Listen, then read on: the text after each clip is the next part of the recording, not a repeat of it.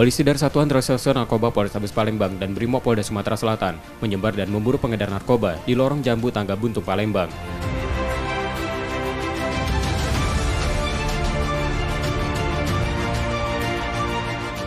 Upaya pengejaran polisi terhenti saat pelaku menyeberangi rawa di belakang kampung tersebut. Polisi yang tak ingin buruannya lepas, kemudian berusaha menyusul dengan menutup arah dari para pelaku.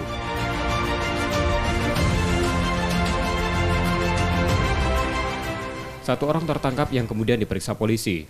Orang yang tertangkap itu dalam kondisi lelah dan nafas tersengal karena lari di tengah sawah.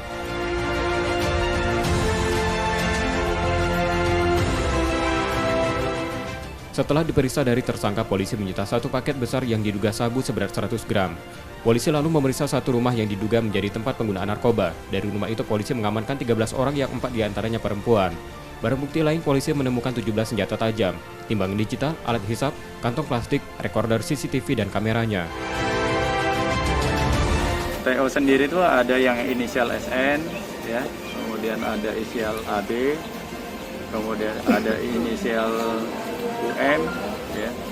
Ada satu yang terjaring itu DD, ya, satu yang terjaring perannya akan kita dalami. Yang dua pelaku yang kabur pesawat tadi siapa, Bang? Nah, itu OB. Itu salah satu, itu indikasinya pegang senpi juga. Makanya kita yang menyentuh lokasi tadi itu rekan-rekan sekalian ada yang lihat anggota saya pakai rompi karena memang kita udah petakan yang bersangkutan itu pegang rompi karena terlalu luas TKP di belakang rumahnya sehingga kita tidak menjangkau yang bersangkutan untuk mengejar dia.